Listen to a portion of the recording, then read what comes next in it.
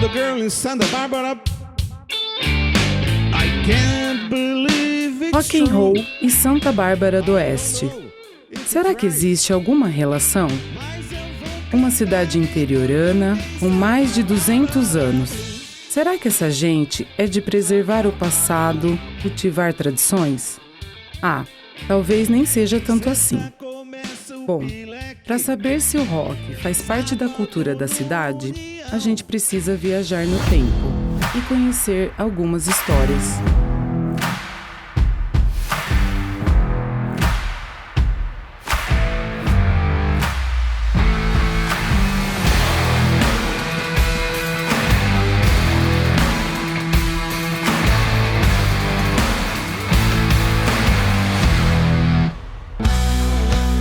Há registros que na década de 50 já se falava em rock and roll por aqui. Jornal do Oeste, 21 de julho de 1957. O Cine Santa Rosa apresenta Ritmo Alucinante, com os reis do rock and roll. Jornal do Oeste, 3 de abril de 1960. Pegou fogo. Saiu rock, samba e carnaval com cordão e tudo. Alguém mais entusiasmado deu com o nariz no chão. Já em 5 de setembro de 1974, o jornal anunciava A Noite do Rock, com som Slade, na sede cidade do Barbarense. Mas que rock é esse que se ouvia naquele tempo? Para falar de rock em Santa Bárbara, eu começaria falando que Santa Bárbara foi uma cidade musical. Se a gente pegar no início da década de 50, 60, Santa Bárbara já tinha uma tradição musical. Não dá para falar de Santa Bárbara sem falar da Seresta, por exemplo.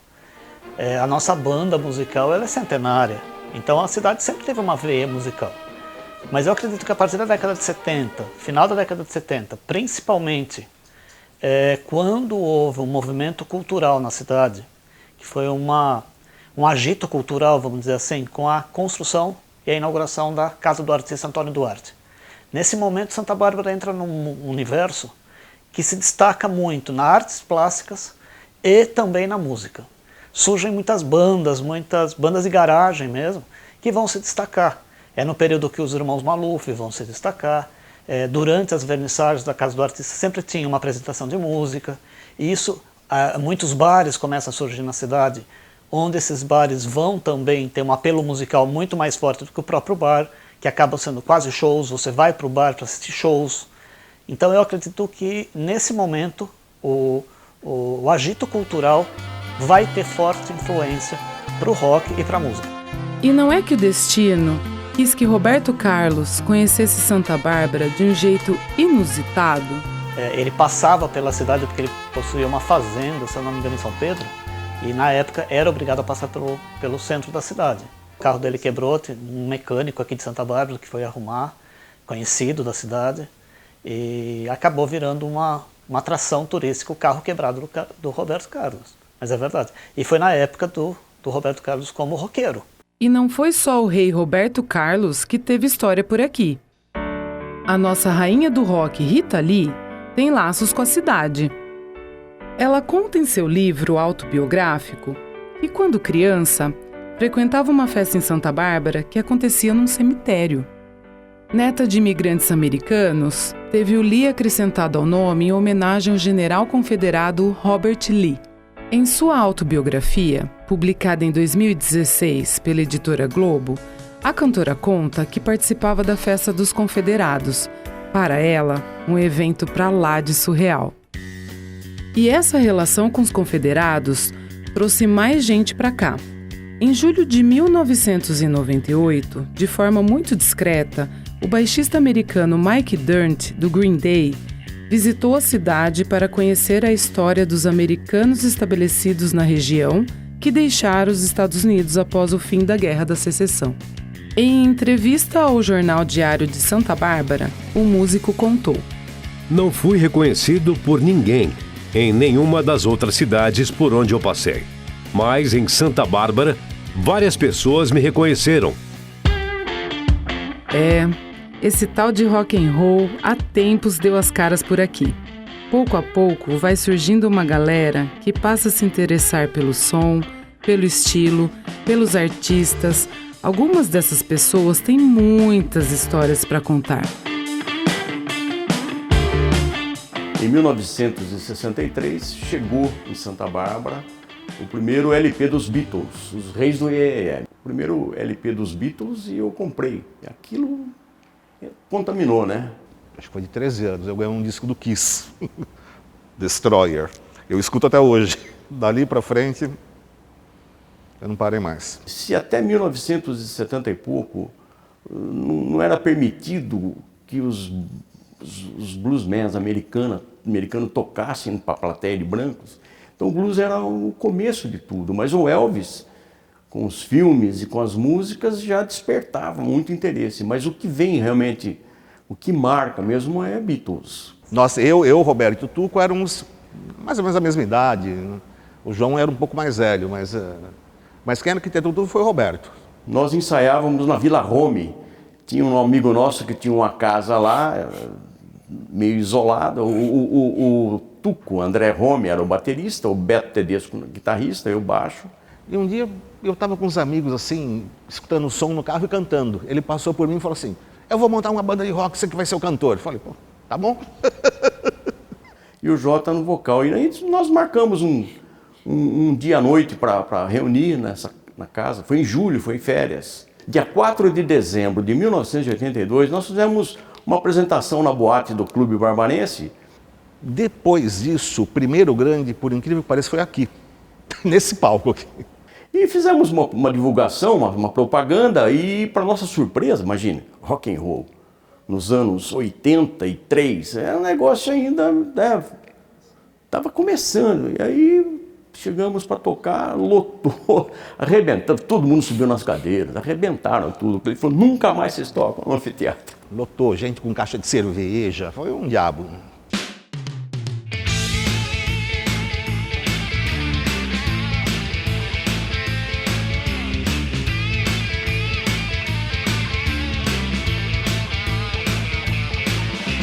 Terra de grandes amigos, formamos uma legião.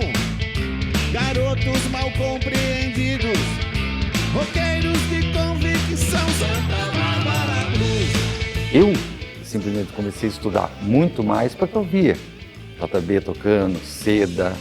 Eu falei assim: pô, vou pegar uma guitarra. Meu pai falou assim: mas rapaz, esse violão você não começou? Eu falei: não, pai, guitarra. Peguei a guitarra e comecei a desenvolver. Você tinha que tirar tudo de ouvido, letra, música, tinha partitura que custava um absurdo. Então era tudo meio precário.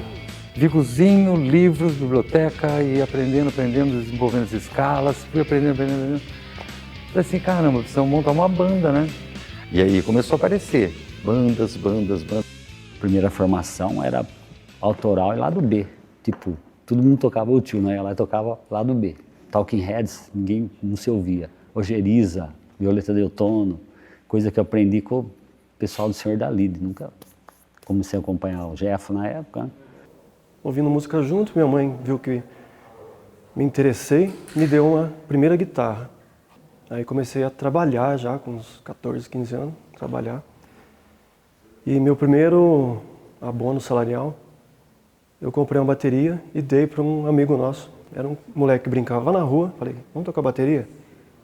Aí ele foi tocar bateria, compramos um teclado para o Marcão e começamos a fazer os barulhos. Foi levando a banda. Ficamos uns 10 anos tocando com a banda Juízo Final. Pegava um, não dava certo, passava a noite inteira ensaiando para ver se tiravam uma música. Começava a fazer o repertório para sair. Então o começo foi bem complicado. Zona Leste a gente era referência. Acho que foi a primeira banda que surgiu da Zona Leste, foi a gente. Depois a gente se uniu com o pessoal aqui do centro. Não dá, eu não quero, eu não posso explicar. Ah, se o mundo pudesse parar. Eu não quero, eu não posso explicar. Que as pessoas, o mundo não é de qualquer um. Que as pessoas, o mundo não é de qualquer um. Eu tenho um amigo que eu fazia colegial, chamava Cláudio Cordeiro, Cabeça. O Cabeça, ele tinha uma guitarra, no primeiro colegial, em 1986. E ele tinha uma guitarra, eu achava o máximo, né? E assim, no primeiro momento, quando alguma coisa já estava saindo, o meu professor de guitarra, né, na época, que era o Jefferson, né, que é o Jeff. Você não pensa em fazer uma banda tal, né? Essa época tinha, acho que era Complexo Ativado, que chamava, né? Tocava ali no estacionamento da prefeitura. A gente ensaiava ali na Avenida Monte Castelo, a época da Monte Castelo também, que era agitada.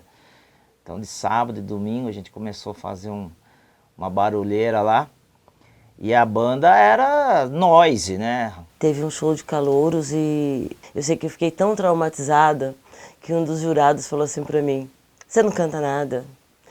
Pega, arruma um casamento, vai casar, arruma uma casa pra você cuidar, faz qualquer coisa, menos música, que você não canta nada. Peguei e fui estudar um pouquinho de música e já no outro ano eu comecei a cantar numa banda. Eu falei, não, vou aceitar cantar em banda de baile e vou colocar alguma coisa de rock no meio.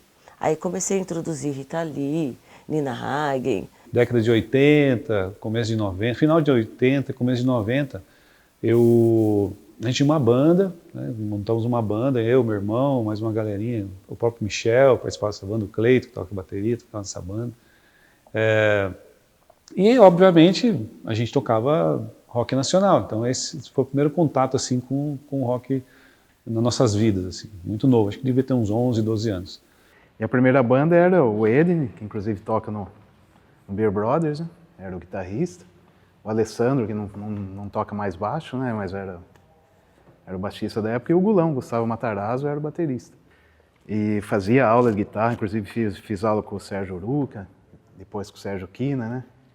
E daí surgiu essa vaga na banda do Gulão, que na época chamava Hard Beans. E daí falaram, entra lá que você canta bem. E depois que a gente tocou, eu desci do palco, né? O Beto de Franco, né? Que é o irmão do Sérgio Quina, ele deu um elogio pra mim e falou, puxa vida, cara, você cantando, parecia um Black Sabbath antigo mesmo, sabe?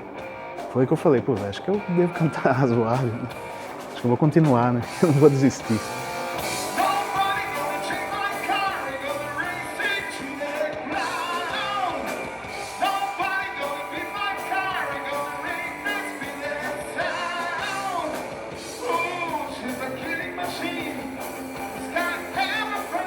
Minha primeira banda, Café e Confusão, foi junto também com o Sérgio Uruca, a Clarissa e o Fabiano, Cabelo, né? E o pessoal comentou, nosso primeiro show, inclusive, foi na Noite do Lobisomem, lá na Chácara do Zanata. Na época não tinha muitas casas, né? Tinha o Hitchcock, que eu não cheguei a tocar lá, já frequentei, mas não cheguei a tocar. Né? General, que acho que foi o auge, né, das bandas locais aqui, né, do saudoso Rubinho. Então, o Rubinho na guitarra, o Magrão na bateria, eu no baixo e o Mosca no vocal. E lá no estúdio do Maluf, nós fizemos a nossa primeira demotape. Praticamente era quase que um hobby, mas a coisa foi tornando mais profissional, né? E aí nós fizemos um compacto de 7 polegadas, totalmente independente. Fizemos 1000 cópias. E é um tipo de som, né, que o pessoal fala, nossa, essa banda é brasileira, né? Que ela lembra muitas bandas suecas.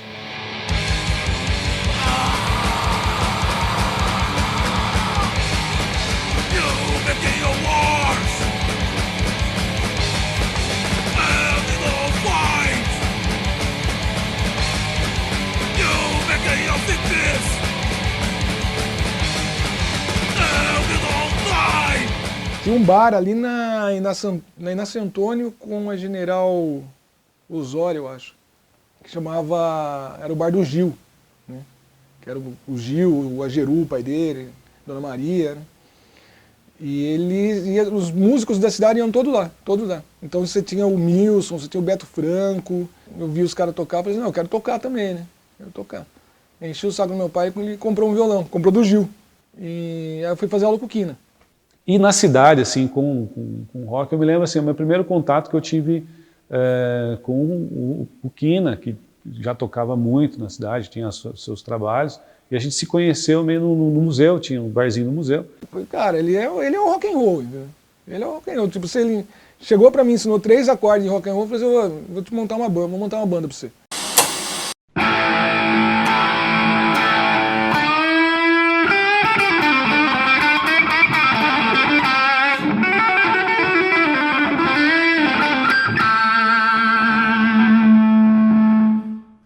Músico tem que tocar, pô, tem que estar no palco, né? Vai ficar em casa fazendo o quê? Assistindo novela? Vem pra cá, pô.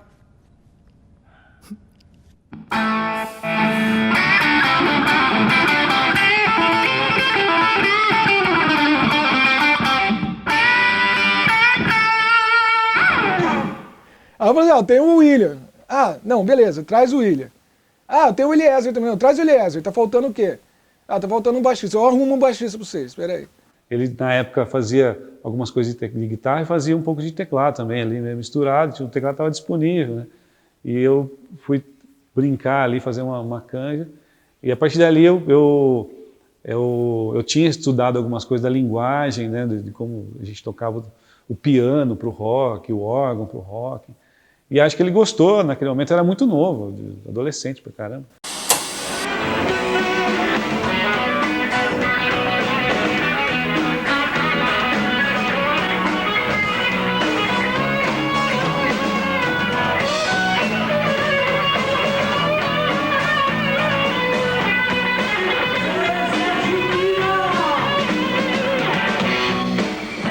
E a gente começou a conhecer esse lado mais underground, né? E coincidiu que foi o ano que abriu o Hitchcock.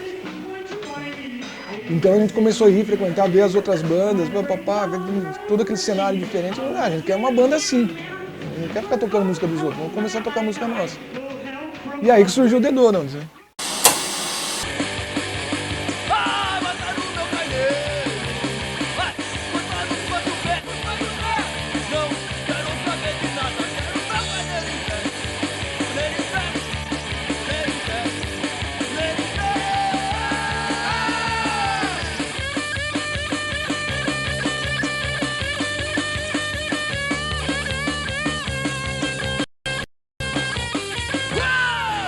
Todas as bandas de rock que vinham tocar na cidade ou na região, a gente não perdia uma.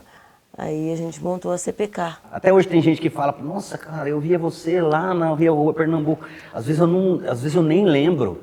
Teve um cara até que ia tocar com a gente até esses tempos atrás, aí o cara falou, eu vi vocês, ele já tocou com músicos sertanejo, de nome, ganhando bem na noite, ele falou assim, eu via você, eu comecei a tocar guitarra por causa de vocês. TV Cultura, você fazia umas entrevistas com nós, nossa, a gente tava se achando, nossa, olha que legal, né?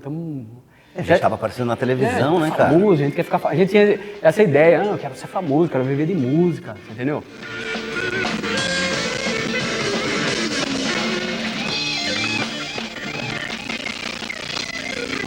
Como vocês puderam conferir agora, com exclusividade no sentido único, quem ficou em casa perdeu um super show com várias bandas, isso mesmo. Começamos com Anônimos, depois Metamorfose e agora o encerramento do show de Sapos da Noite. Se você ficou em casa, perdeu fantásticos shows aqui na Praça de Santa Bárbara. Eu sempre toquei muito em igreja e foi tanto por isso que eu consegui entrar no Sapos. Em 2022, aí o Fer estava junto também, aí sim a formação que a gente está hoje, chamaram para a gente fazer uma reunião. E chamaram eu e tava lá no meio e falei, cara, só o nome já tinha me atraído, porque como a gente gosta de rock, gosta dessas coisas mais doidas, né? E até chegar na formação atual da banda Caboclo d'Água, foi até 2005 isso aí, de 99 a 2005, comecei outras bandas até, aí em 2005 firmou essa formação atual da banda.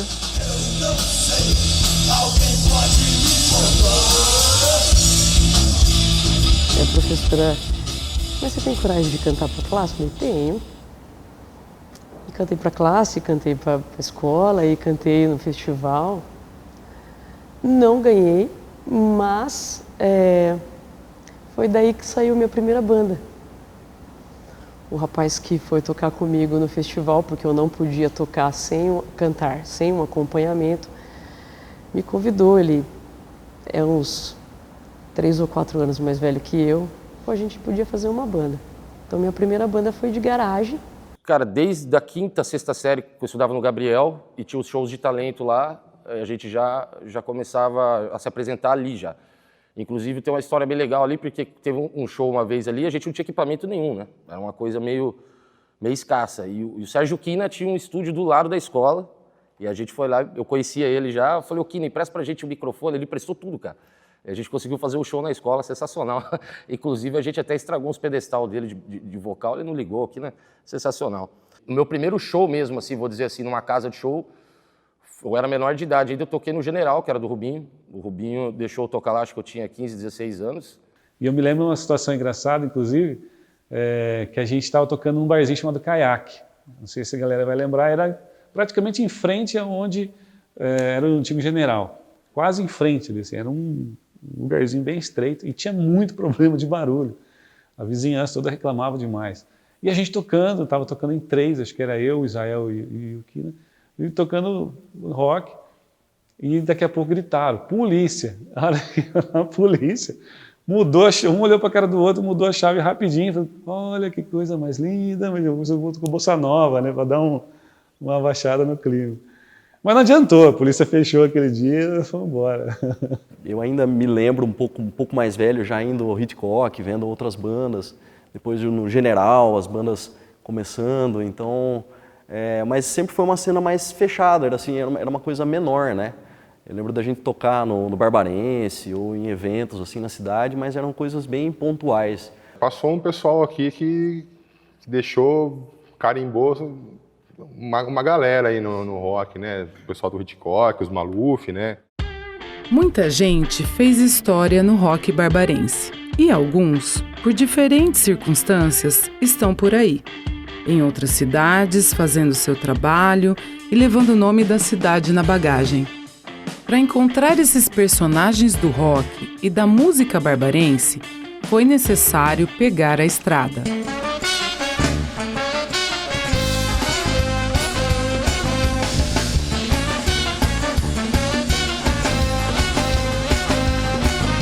Pedaço de cana na linha, pedaço de trem na ferrovia.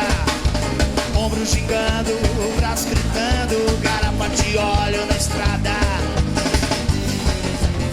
Locomotiva, locomotiva.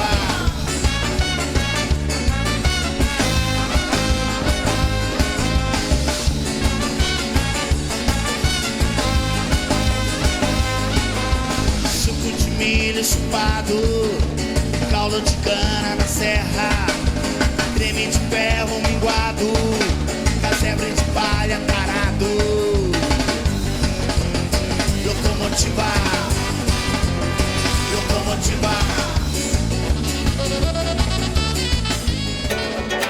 Já vi,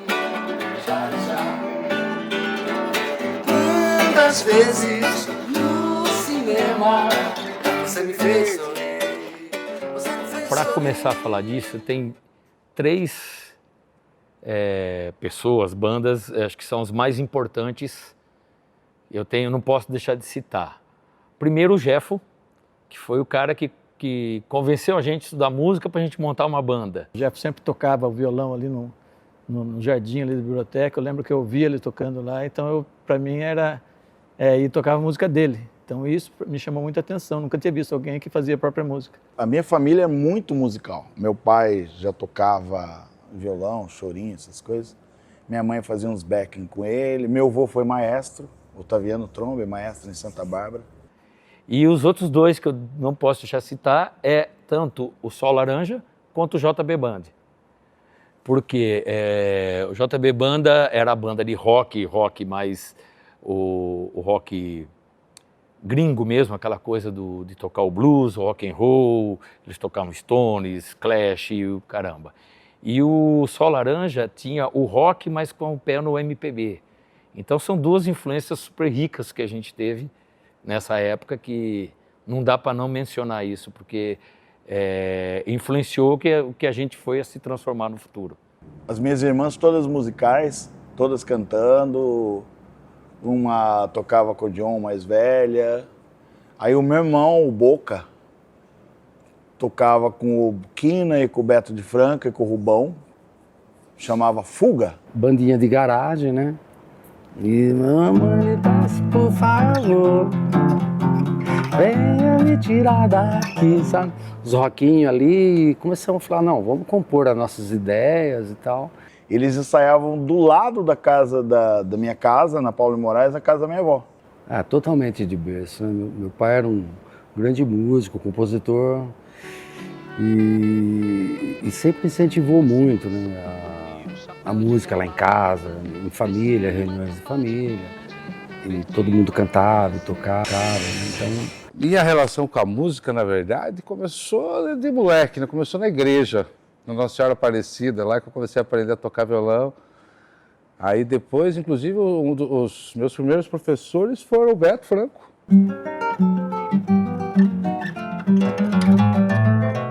E aí eu comecei na música no Gabriel de Oliveira, colégio lá no centro de Santa Bárbara. Eu lembro que chegou um pessoal vendendo uma flauta doce e eu me encantei com a flauta. Falei, mãe, eu quero isso aí, quero flauta. E ela comprou para mim essa flauta. No outro dia foi com o dinheiro, comprei a flauta. E aí eu já comecei as minhas primeiras composições com a flauta. Aí tem uma festa junina na escola de José Gabriel de Oliveira. E eu estava ainda aprendendo, não sabia tocar o baixo, né? Mas a minha vontade de tocar era tanta que eu peguei o baixo, eu já tinha o baixo, mas eu não liguei porque eu falei, eu vou tocar tudo errado, né? Mas eu fiquei dublando, enquanto ele tocava, eu fiquei dublando como se eu estivesse tocando, né? A gente começou com um show de dublagem na casa do Zal, da Detinha da Ione, que ela abriu as portas pra gente da garagem dela, a gente fazia, eu confeccionava as guitarras de madeira, de papelão e já fazia dublagem dos Beatles. Olha, eu comecei com música pelo desejo de tocar bateria. Na verdade, eu não sabia que eu tinha um desejo de tocar bateria mesmo. Eu tinha uns 7 ou 8 anos, eu ouvia a escola de samba ensaiar perto de casa. E é muito interessante pensar isso, que foi a escola de samba que me levou para a bateria, que me levou para o rock. E de frequentar os ensaios, me passaram um tamborim, aí depois me passaram um chocalho, e aí depois eu peguei o repinique. E na hora que eu vi, eu já estava no carnaval, tocando na escola de samba, saindo na frente. A minha primeira guitarra, quem emprestou foi o Zal da Ione, que foi o amplificador e a guitarra, Célio Som. Guitarra Célio Som e, se não me engano, um amplificador Célio Som. Aí eu comecei. Dali não parei mais. Olhos cruzados, eu do teu lado, hipnotizado, amo calado. E aí as bandas foram sendo constituídas e eu fui meio que me enfiando ali nos ensaios e tocando um pouco, até que quando eu vi eu já estava tocando com os meus irmãos, já tinha banda com eles e já estava fazendo tudo, porque eu sou bem mais novo, né? Eles são bem velhos, né? Então... Tem a primeira banda que eu fiz, chamava The Boys. Essa foi a primeira banda, lembrei. E quem fazia a direção artística da banda chamava Cláudio Miller, que era o professor nosso de artes, educação artística que existia, né? No José Gabriel de Oliveira. A gente chamava todo mundo que queria entrar no colégio. Então era o Lino, Rogerinho Lavandowski, era quem mais que estava lá? César Quirino. Aí depois entra essa história do Val, do Buareto. Foi assim, essa cronologia. E aí depois entrou o César Maluf, aí o Marco entrou, aí a gente formou o Banda Terra. E aí depois a Banda da Terra a gente encerrou, começamos o cinema mudo. O Michel Maluf queria que chamasse Senhor da Lide. O Marcelo, não, tem que chamar Cinema Mudo, que é um puta nome legal. E aí eu fui lá e peguei e falei, Michel, já que o César, o pessoal não quer... Porque eu saí da banda, mas não saí deles. A gente ficava junto, 24 horas junto. Aí eu falei, não, eu vou pegar pra mim esse nome, Senhor da Lide. Aí peguei Senhor da Lide. Cara, a gente quebrou uma corda, tô sem corda lá pra guitarra, não tem loja, as lojas são tudo fechadas. Você não tem uma corda pra arrumar pra gente? Falei, tenho, né? Peguei a minha guitarra, tirei, que corda que é? Corda sol. Tirei a corda sol da minha guitarra, falei, leva a corda, né? Não pode parar a música, né? E aí, a partir daquele dia, a gente montou o Sol Laranja, né?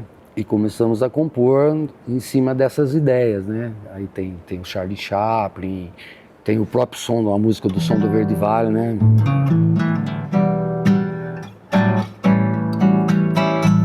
É verde o fundo do mar, é verde essa imensa floresta, é lindo, é só olhar, e se olhar para uma grande árvore, vai ver as flores como se fosse o céu.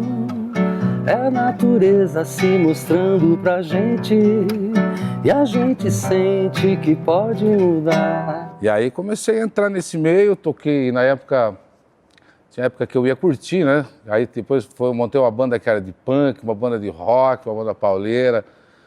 E aí a coisa foi crescendo, depois eu fui tocar com o Fábio, tem uma banda que eu toco com o Fábio, é um punk também. Sempre gostei de rock and roll, né? Rock and roll sempre tive, né, na veia rock and roll, né?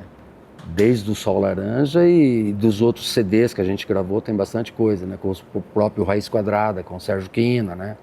Tinha uma música do meu irmão que a gente fez num festival uma vez. Meu irmão era o Boca que tocava com o Quina e com o Beto de Franco, né?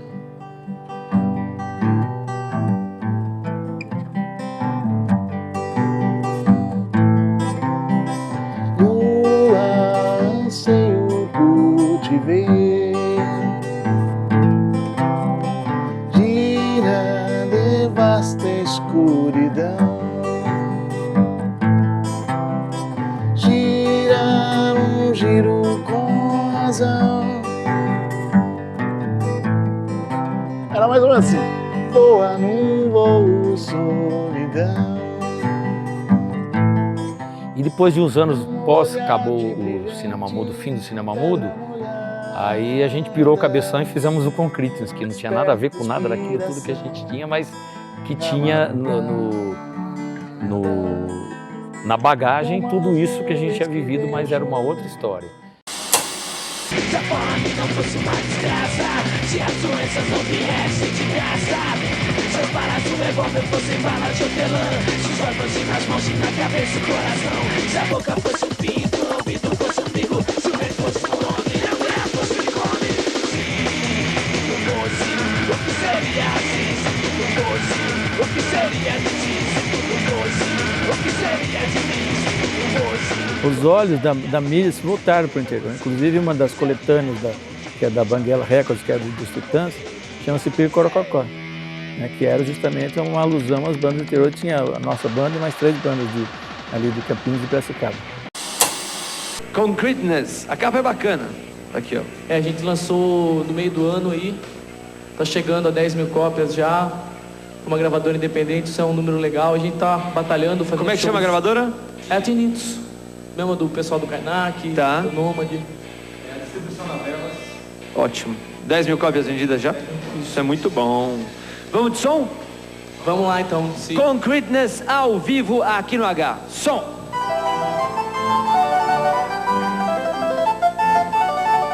A gente tinha um bar noturno e para fazer saideira com os amigos, só os amigos frequentavam. E eu lembro que quando a gente começou a fazer o Concretions, começou a ter um certo nomezinho no meio da cena alternativa dos anos 90, meu pai virou pra gente e falou assim, pô, por que vocês não fazem um bar de rock aqui do estilo de vocês e faz intercâmbio com as bandas? A banda, o cara vai te buscar, vai te levar a tocar na cidade dele e você traz o cara a tocar aqui. Então eu lembro que eu arrumei bastante carpete para eles, sabe? Tinha lá onde eu trabalhava, tinha um monte de carpete, eles forraram tudo lá por dentro de carpete. Então a gente emprestava microfone, outro emprestava amplo e tal, e ele montou ali. No início, né, para quem acompanhou essa época aí, eram as bandas locais que tocavam no começo, né? A gente tocou várias vezes lá. Assim, talvez tenha sido os melhores shows nossos, né? A gente teve muita sorte, né, de ter um pai, uma mãe que apoiavam tudo, que gostavam. E a casa acabou virando, mesmo antes de virar o Hitchcock, um espaço onde agregava todo mundo que era um pouco outsider na cidade, acabava indo para essa garagem, né? Então ali frequentavam os músicos, frequentavam os artistas plásticos, as pessoas que não se encaixavam, os poetas, os malucos de plantão ali da cidade, que na verdade foi, acho que, o berço da onde tudo, a efervescência ali desse movimento, junto com outras coisas que estavam acontecendo, né? Era um milagre o que eles faziam, colocar dentro daquela garagem Made in Brasil tocando, por exemplo, que já aconteceu. Santa Bárbara sempre teve aquela divisão, né? Os caras que eram os roqueiros e a galera que era do sertanejo, né? Na época, o Hitchcock fez tanto sucesso, a casa, e junto à banda também, que a gente começou a conhecer todo mundo é crítico de música, né? Os caras que escreviam na Bis, que escreviam na Folha, no Estadão. E nessa época, como a gente não tinha redes sociais, não existia isso, era tudo por carta impressa. Né? Eu lembro que custava 9 centavos cada carta impressa, a gente fazia carta impressa, então a gente recolhia o nome e endereço de todo mundo que frequentava a casa. E aí, toda vez que saía a programação da semana, toda semana disparava. E aí mandava também para a imprensa, né, em geral. Então eles sempre falavam da casa também. E a passagem por lá é obrigatória. Ele esteve com um dos donos do lugar, César Maluf, que apresentou o Hitchcock, e as bandas Tina Peppers, Bono Rock e Anarchy Solid Sound.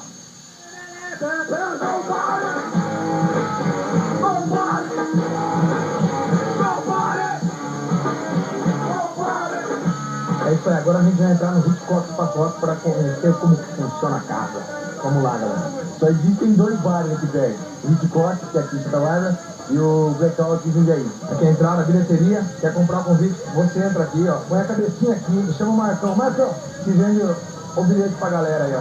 Aqui, ó, são os nossos seguranças. Não deixa a galera fazer bagunça além da conta. Aqui a coisa pega.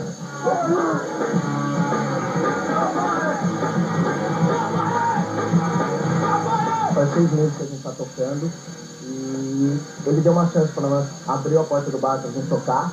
Aqui é a minha área, aí quem toma conta sou eu da coisa. É eu que me arrebento com as bandas, você está correndo atrás, as bandas estão passando o limite.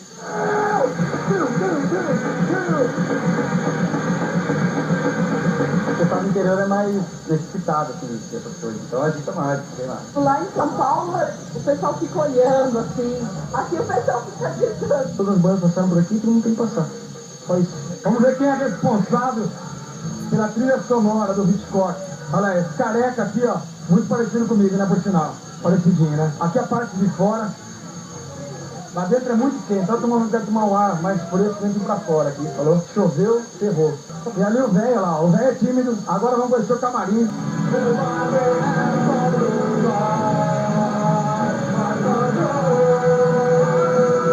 Antes do camarim tem os banheiros, ó. A gente já apertado assistindo aí, ó, pode ir no banheiro ali, ó. Agora aqui o camarim, abriu a porta aqui, ó, galera aqui, ó, concentrando.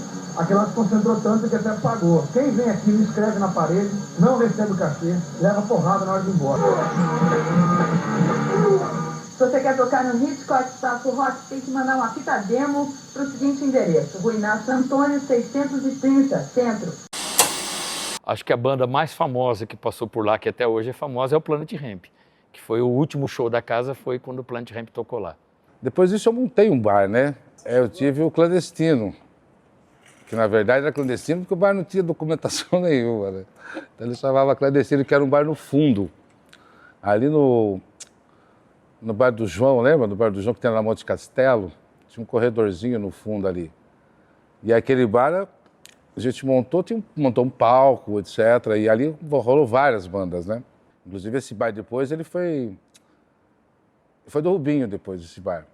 E eu e o Rubinho acabamos abrindo o pub Rock Point, né? Que era uma estrutura um pouco menor, na Avenida Monte Castelo. Isso foi em 1996. Ele ajudou muito a gente. Acho que a gente tocou no primeiro dia lá, quando abriu, acho que a primeira banda que tocou, quando ele assumiu lá, que antes era do F, né, o Refúgio. E a gente tocou no último dia também, quando ele fechou. Tive o prazer de tocar com o Beto, o prazer de tocar com o Velho.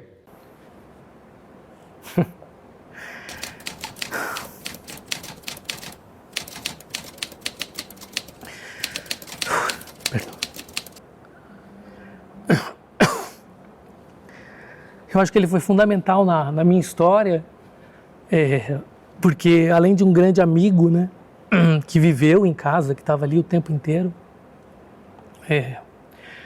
eu ouvi muita coisa que foi ele que me passou também, né? Então, assim, todo o meu lado que eu tenho hoje de uma formação e das bandas inglesas que eu amo de paixão, né? O Velho já ouvia ali tudo, né? Então,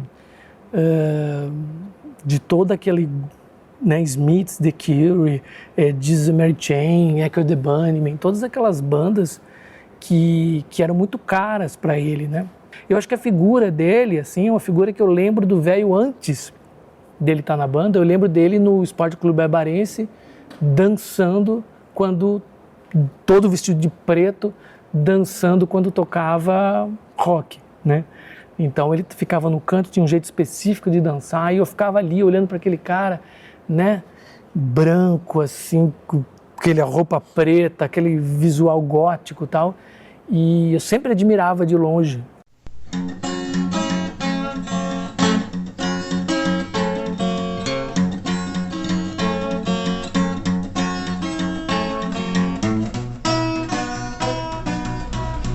Então ele era a alma da banda, né? Os solos que ele fazia era alguma coisa impressionante. Ele era o único músico do conjunto, único. Estudioso de música, habilidoso. Agora, nós temos que falar da musicalidade, tem que falar da capacidade musical. Uma pessoa que... autoridade. Rapaz, e ele com 17 anos, ele tocava uma monstruosidade, é um negócio... Hoje você tem inúmeros bons guitarristas na cidade, mas para encontrar do nível do Beto naquela época...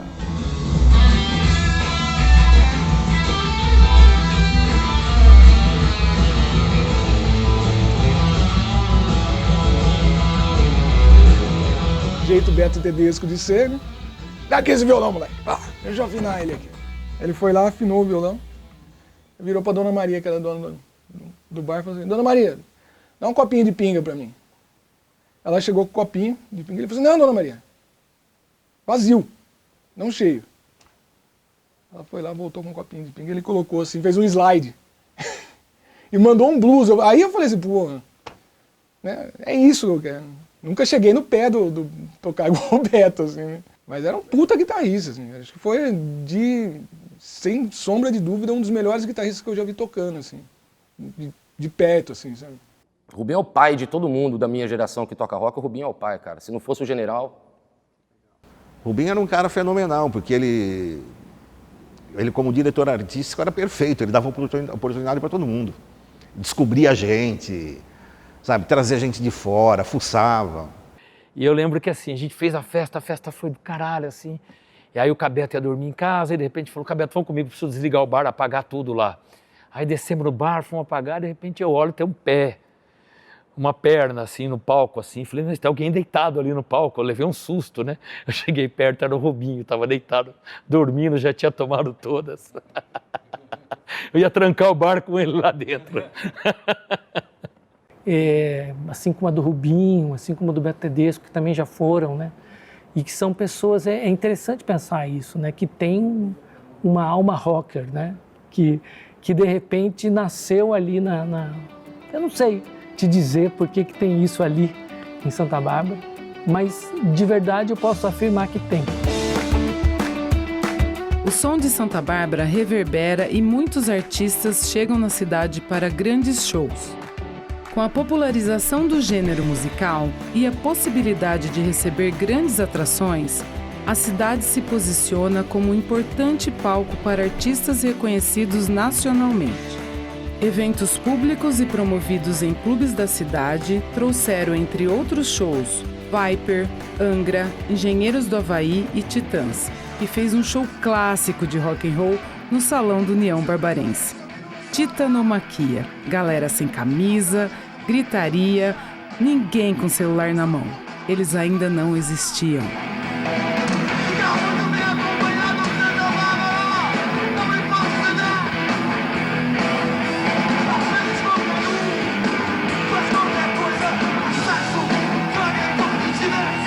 Daí pra frente, a cidade passou a receber bons shows de rock, mas talvez o mais emblemático ainda seja o de Raul Seixas, com Marcelo Nova, no ginásio do Esporte Clube Barbarense. Quantas músicas você vai cantar, Raul? Vamos, mamãe. Raul, quantas músicas? Eu canto 5. 5 músicas? 5, 6. A gente estava montado, tudo pronto para começar o show lá e começou a aparecer ônibus, né? ônibus cheio de gente evangélicos, né? Para todo lado, por conta que ele e o Marcelo Nova, eles estavam produzindo esse trabalho. Eu não sei se eles já tinham o título ou se estavam procurando, né? Ou foi firmado ali, que chama Panela do Diabo, né? E a estreia foi lá em Santa Bárbara. Ele falou, não, aqui tem que ser aqui. Então, a partir daquele dia, quando ele viu tudo aquele movimento, ele falou, é agora, né? Raul, né? Ele falou, não vou deixar passar essa, né? Nem ele, nem o Marcelo, né? E aí, realmente, quando saiu o disco, né? Chamar o disco Uma Panela do Diabo, né?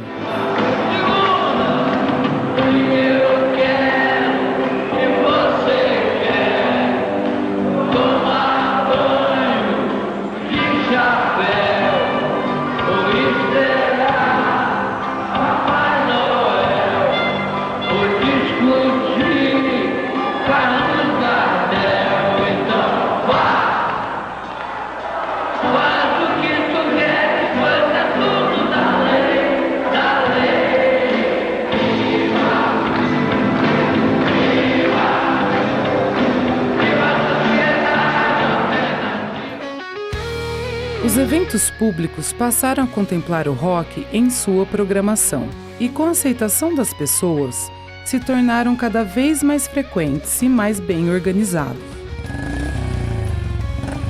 O encontro de motociclistas é um exemplo. Na década de 2000, o ronco dos motores se mistura com o som das guitarras e fazem do Centro Social Urbano um local de grandes espetáculos. Era um desejo meu tocar em Santa Bárbara, por quê? Porque Santa Bárbara tem aberto as portas para que o meu CD, Roberto Roque Seixas, toque. E eu tenho encontrado amigos aqui em Santa Bárbara. E é para esses amigos que hoje eu fiz esse show.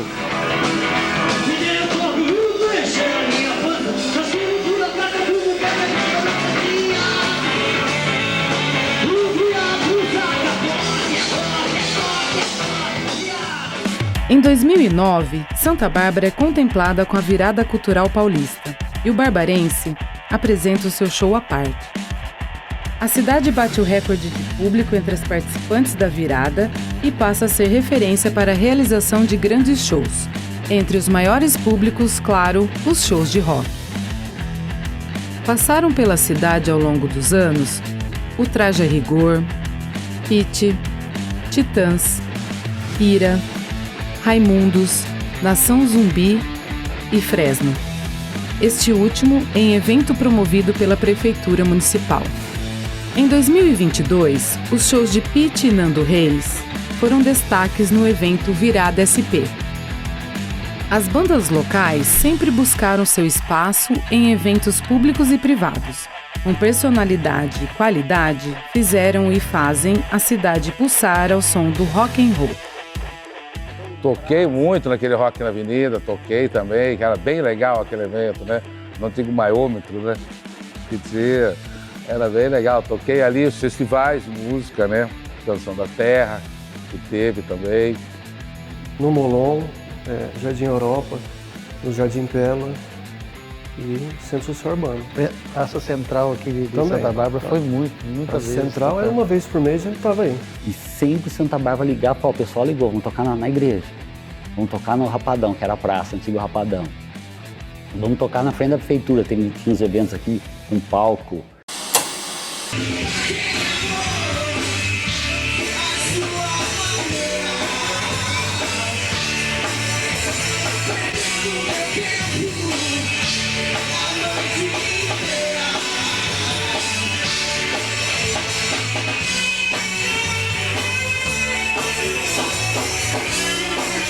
E caiaque, como o pessoal citou também, tinha alguma coisa na época.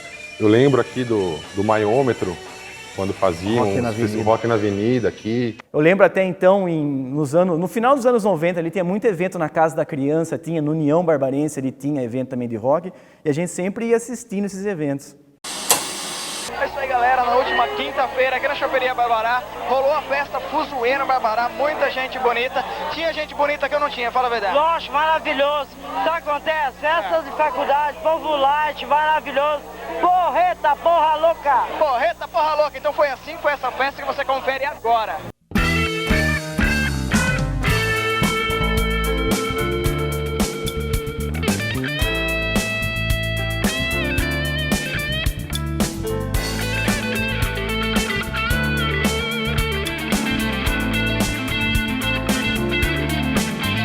Tá super legal, precisa fazer muitas outras festas e vamos todo mundo participar das festas. Com certeza. Bom, só pra vocês terem uma ideia, deve ter uns 10 músicos tocando aí, todo mundo revezando um pouco na bateria, na guitarra. Tem um monte de gente aí pra participar. A festa tá legal. Eu acho que devia ter ela cantar. Todo mundo quer ouvir, mas ninguém deixa. Vou fazer uma Janis Joplin pra quem curte.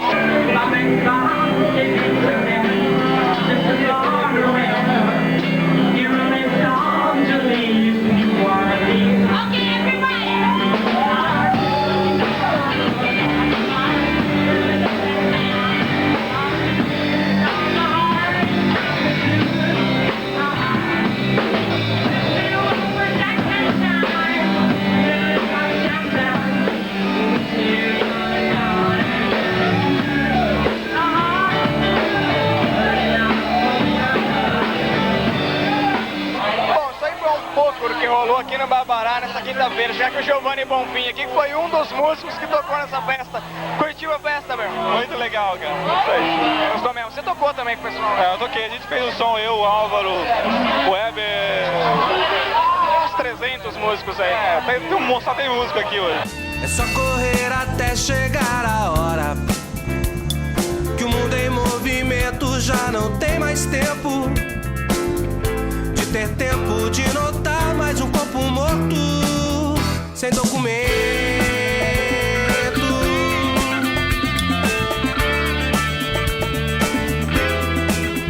Sem documento.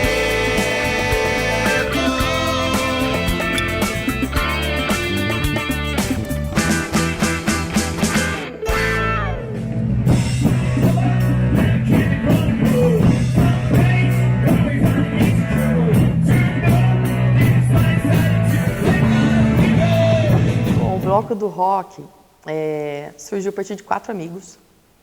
O René Froner, a Melissa Froner, a Nádia e eu. A gente estava um dia tomando umas bereitas e eu e a Nádia a gente já tocava no carnaval, já participava do carnaval. Só que ali é tudo roqueiro, né? Nós em casa, eles. E aí surgiu a ideia, vamos fazer um negócio diferente, porque a princípio a ideia foi fazer alguma coisa para os anos 80, que ali todo mundo é da década de 80. Inclusive, né, o símbolo do Bloco do Rock é o Rock, que era lá o ajudante de palco do Silvio Santos. A primeira banda, quando a gente estreou, vamos dizer assim, o primeiro ano, que foi Eletro Rock. Começou ali, sempre com a mesma galerinha, né? Da banda ali, o Michel, o Navarro, o René na batera. Então, era como se fosse uma reunião de amigos mesmo para curtir o carnaval, né? Então, a ideia é, inclusive, nossa, mas a gente vai mudar as músicas, vai colocar, porque tem alguns blocos de carnaval, de rock, que eles mudam totalmente, né? Coloca em ritmo mesmo de axé e tal. Não, a gente não tem nem com essas coisas. O René foi o primeiro. Não, vamos tocar o rock mesmo, porque a ideia é que essa galera não fuja. Se a gente vai mudar a harmonia, né, o estilo da música, enfim, não vai dar certo.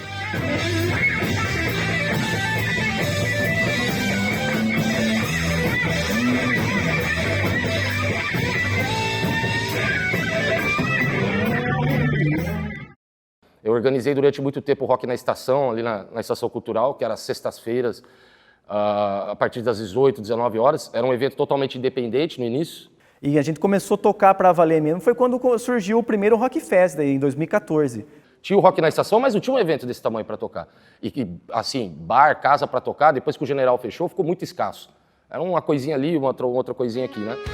A primeira edição do Rock Fest, realizada no Parque Araçariguama, contou com 3 palcos, teve como principal atração a banda Traje a Rigor e reuniu mais de 70 mil pessoas.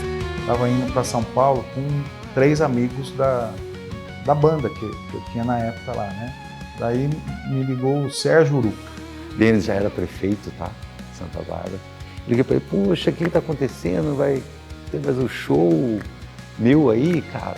Pô, você é prefeito rock and roll, cara. Ele tinha um show marcado na praça e por algum motivo de calendário, de agenda, enfim, por algum motivo o pessoal estava querendo cancelar o show dele lá. Teve o show, teve o evento, cara, o pessoal da cultura foi lá e falou assim, não, vai fazer o show sim, do mesmo jeito que estava programado, fizemos o show na praça. Escrevi ali meio no impulso, ó, pessoal, se prepara, quem gosta de rock, vai ter um festival, alguma coisa grande e tal. Postei. Pintou a ideia de fazer um rock. Aí ele lançou no Face lá, que ele falou, poxa, vou colocar no Face Rock Fest.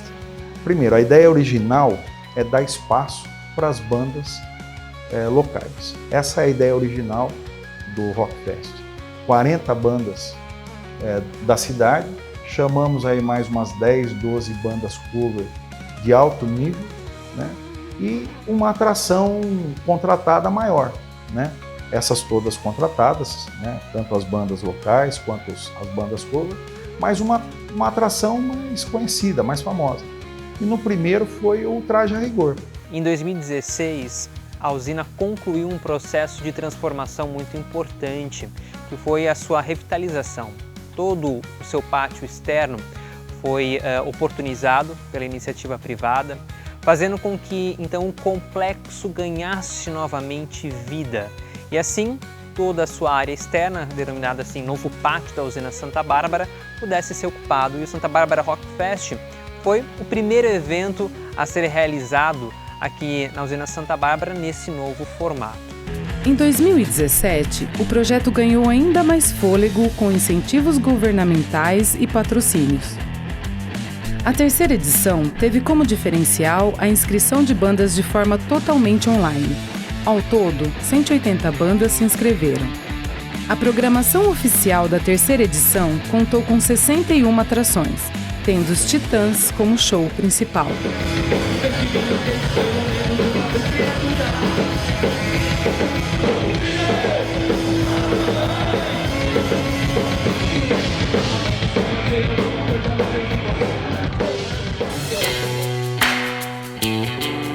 O sucesso dos anos anteriores chamou a atenção do público regional.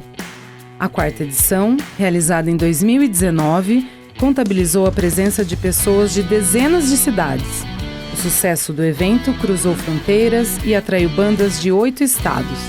Ao todo, 168 bandas se inscreveram para fazer parte dessa edição. O line-up oficial contou com 46 bandas divididas em 4 palcos. Foram mais de 30 horas de muita energia e boa música. Pela primeira vez, o Rock Fest contou com 4 atrações principais: Projeto Trem, Plebe Rude, Camisa de Vênus e Frejá.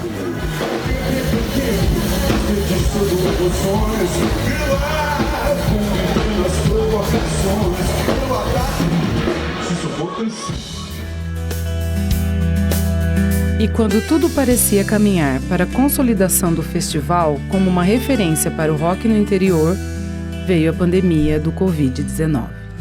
O Rock Fest é interrompido por 2 anos. A pandemia ela foi um momento muito difícil para todo o setor relacionado à cultura, às artes, né? Naquele momento, o Santa Bárbara Rock Fest teve que parar.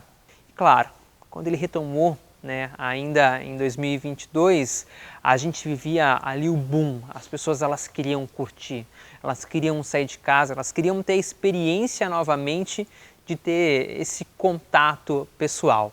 E o Rock Fest, naquela oportunidade, teve um divisor de águas, né? Ele saiu de um festival que ocorreu antes da pandemia, que tinha uma estrutura, mas retornou em 2022 ainda maior e com um público ainda mais expressivo. Desde seu nascimento, o Santa Bárbara Rock Fest abraça diferentes gêneros da arte e busca democratizar o acesso à cultura por meio de uma programação 100% gratuita, bem como oportunizar que músicos do interior tenham espaço para se apresentar e criar portfólio. Em 2022, com a retomada do festival, uma mensagem foi ressoada no palco denominado Terra antes dos shows principais. Do sol à lua, o público vibra e o rock reverbera. Do metal ao blues, do heavy ao pop, guitarra aquece, solta o som do Rock Fest.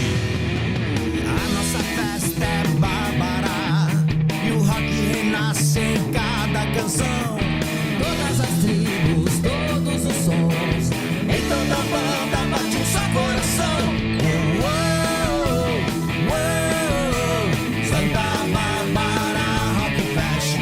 Pode parecer besteira para alguns, mas começa o festival, é minha voz que tá lá cantando, termina o festival, é minha voz que tá lá cantando. Então assim, é gostoso, cara, não vou falar que não.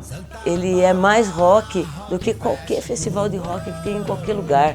A gente tocou no palco principal lá, no mesmo palco que ia tocar Detonautas, né?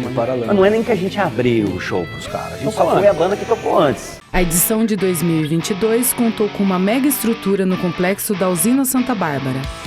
Dividido em 5 palcos, o evento reuniu 48 apresentações do cenário nacional e internacional, como Ratos de Porão e Sepultura.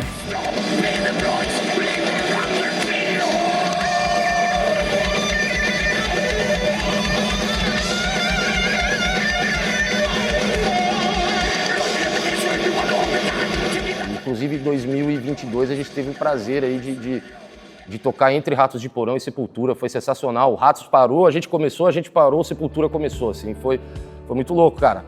A 6ª edição recebeu as bandas Cripta, CPM 22, Super Combo, Biquíni, Detonautas e os Paralamas do Sucesso, além de 30 atrações divididas entre os palcos do evento.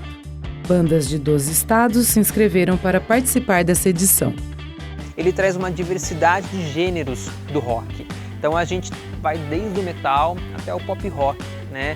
E a gente precisa também associar essa diversidade de gêneros nos demais palcos. Enquanto a gente tem um gênero tocando num palco, é interessante que tenha outro gênero, outra expressão do rock tocando em outro palco, para que assim a gente tenha diferentes tribos do rock no mesmo evento. As pessoas às vezes me encontram nos lugares, em outros lugares que eu estou tocando e falam: meu, eu te vi tocando no Rock Fest e foi um negócio assim sensacional.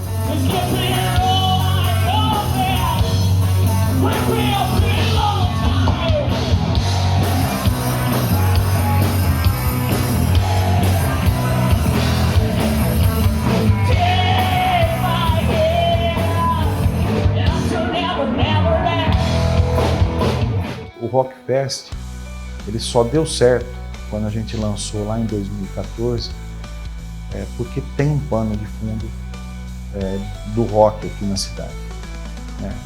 Tem muita gente que gosta de rock, é uma cidade roqueira.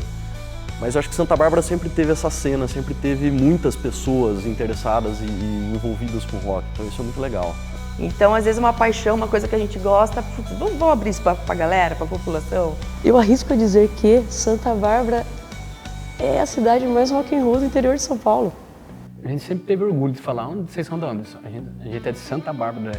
Eu acho que a gente respira rock hoje, é a nossa cara, eu acho que tá tudo certinho, só tem a melhorar. Porque nós estamos muito bem falados por aí. Pô, foi rico, né? A história nossa ali foi bem legal. Essa relação de Santa Bárbara do Oeste com o rock não é simples de explicar. Assim como a relação cidade-cidadão que acontece por aqui. Há um sentimento de pertencimento, de saber que de alguma maneira a gente está construindo algo junto, vivendo. É assim, meio bossa nova e rock and roll. Ah, esse tal de rock and roll. Essa música que pulsa, esse estilo de vida que faz a gente vibrar e pensar diferente. A gente sabe que na memória e no coração de cada roqueiro que passou por essa cidade, existe uma história para ser contada.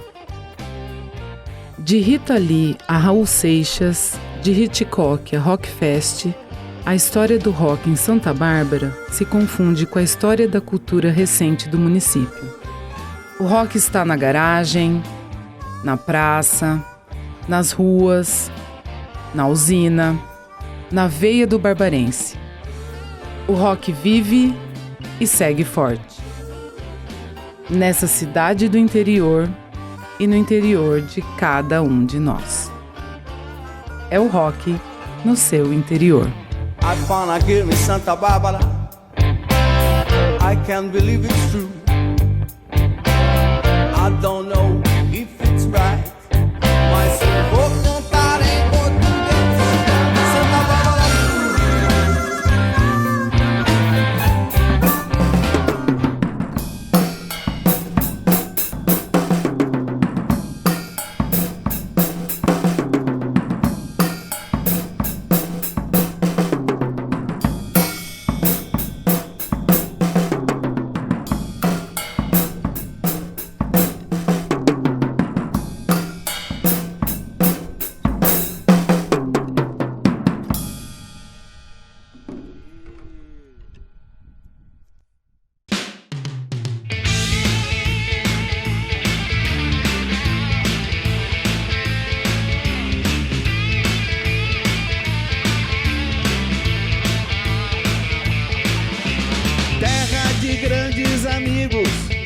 Formamos uma legião, garotos mal compreendidos, roqueiros de convicção. Santa Bárbara Blues, Santa Bárbara Blues.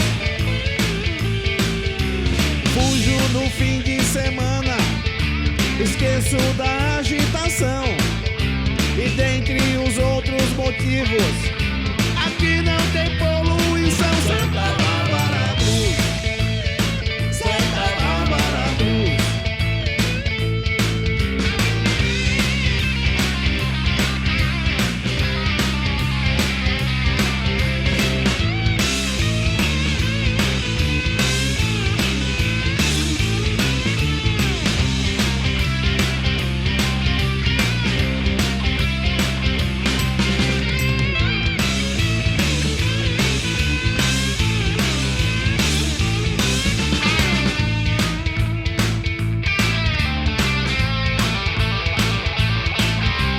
Sexta começa o pileque, sábado no União, domingo na missa das 7.